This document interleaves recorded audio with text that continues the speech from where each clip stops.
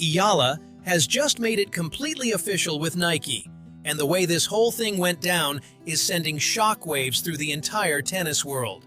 The deal is signed, the partnership is confirmed, and the details of what Nike is giving this young woman are absolutely staggering. Alex Eala has made it completely official with Nike, and the way this entire story unfolded is sending shockwaves through the tennis world that show absolutely no signs of quieting.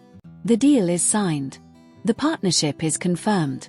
And the details of what Nike has assembled for this young woman are, by any reasonable standard, staggering. But what elevates this beyond a straightforward endorsement announcement is what is simultaneously happening on the other side of the story. Because while Eala is being celebrated and showered with one of the most significant commercial partnerships in the history of women's tennis, Aryna Sabalenka is sitting somewhere watching it all unfold with a feeling that can only be accurately described as profound regret. The reasons why are going to leave you completely speechless. For weeks, reports had been circulating that Nike had extended an offer worth $45 million and that Eala had accepted. But there was no official confirmation, because Eala was doing exactly what genuine champions do.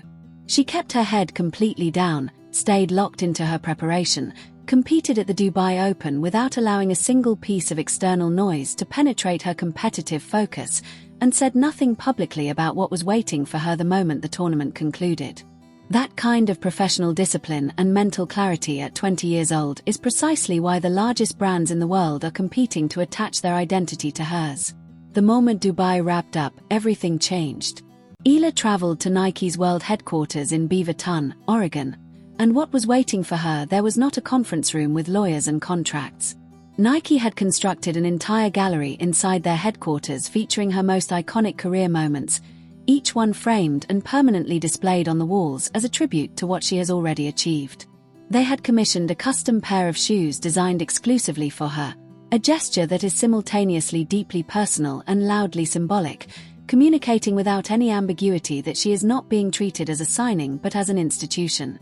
This was Nike deploying its full hospitality infrastructure in the most spectacular fashion available to them, and the message it delivered was impossible to misread. Alex Eala is not another athlete on their roster. She is the future, and Nike is treating her accordingly from the very first day. The financial architecture of the deal commands attention entirely on its own terms. The reported $45 million over 3 years is a figure that stops conversations in any room where women's sports endorsements are being discussed.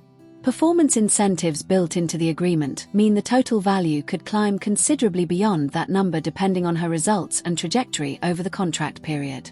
But what truly distinguishes this arrangement from a conventional endorsement deal is the role Nike is giving her within their broader commercial ecosystem. She is not simply being compensated to wear the swoosh on court.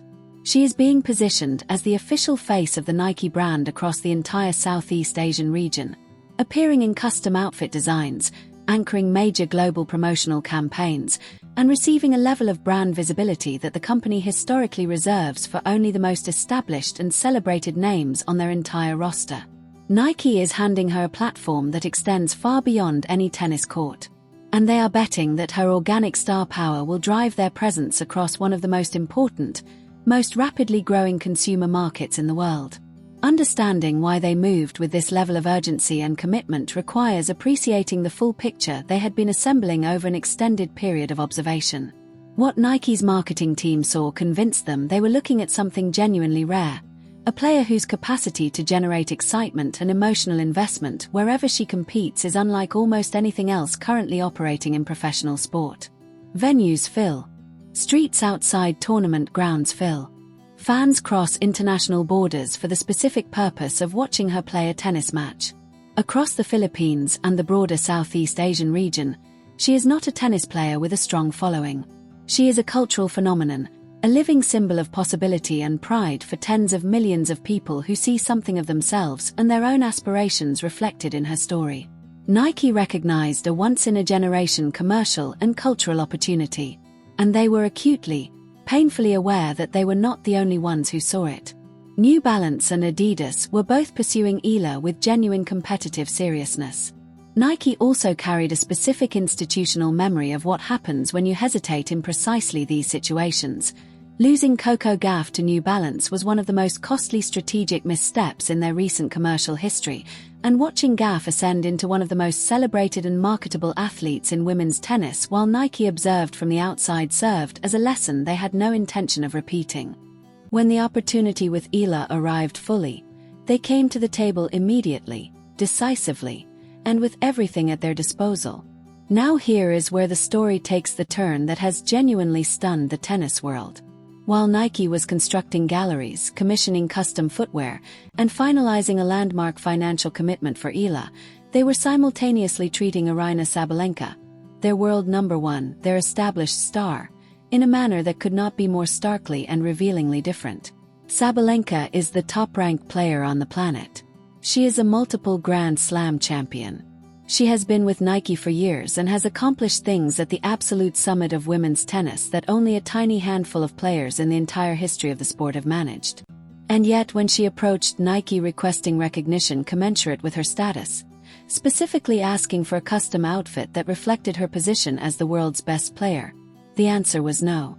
The same brand that just built a dedicated gallery for a 20-year-old player and handed her $45 million told the world number one that she was not worthy of a custom dress. Read that again and sit with the weight of that contrast for a moment. Reports indicate the relationship between Sabalenka and Nike has been quietly deteriorating for considerably longer than the public has been aware. The first visible fractures appeared following her controversial remarks in the aftermath of Coco Gauff's Roland Garros victory. Comments that created significant discomfort within a brand that manages its public image with exceptional care and has essentially zero tolerance for controversy of any kind. That episode appears to have triggered a deliberate and increasingly visible shift in how Nike was approaching the relationship internally. The deterioration continued. The racket-smashing incident following her Australian Open loss to Madison Keys added tension. The Roland Garros press conference situation, in which her comments about Gauff's achievement drew widespread criticism from across the sport, compounded it significantly. Then came the incident surrounding the WTA finals, including serious allegations about her conduct toward opponents following her loss to Elena Rybakina in the final. If those allegations carry substance, they represent precisely the kind of negative association that Nike's brand architecture is specifically constructed to avoid. The distance the company has created between itself and Sabalenka in the period since has been deliberate, measurable, and increasingly difficult to disguise. Sabalenka has confirmed publicly that Nike will no longer be producing custom designs for her going forward. Sources suggest she has been reaching out to the brand directly in an attempt to preserve whatever remains of the relationship. But from everything currently being reported, the direction of this partnership points toward one outcome, and it may not survive the season. Consider the full picture of this timing and what it communicates. At the precise moment Sabalenka is losing standing with Nike and watching the brand deliberately and publicly pull away from her, Eala is walking through the doors of Nike headquarters and being received as the most important figure in their women's tennis portfolio. That is a message that no amount of corporate language or carefully worded statements can soften or reframe. Nike is looking forward. The direction they are looking is unmistakably, completely, and permanently toward Alexandra Eala. This is a defining moment, not just for Eala personally, but for Filipino tennis, for Southeast Asian sport, and for the broader conversation about where the center of gravity in women's tennis is moving. A young woman who stayed focused, professional, and grounded even as the most significant commercial deal of her life waited for her to finish one more tournament has just been handed a partnership that will reshape her career and her platform simultaneously. And everything about the way Nike chose to celebrate her arrival, the gallery, the custom shoes, the regional platform, the landmark financial commitment, signals clearly that they believe this is not a peak. It is a beginning. Now we want to hear directly from you. Do you think Nike made the right strategic decision signing Eala to a $45 million deal at this stage of her career?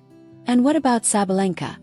Does a multiple Grand Slam champion and world number one deserve significantly better treatment than what she has received from the brand she has represented for years? Is the partnership salvageable? Or are we watching it end in slow motion? Drop your thoughts in the comments. We want to know exactly where you stand.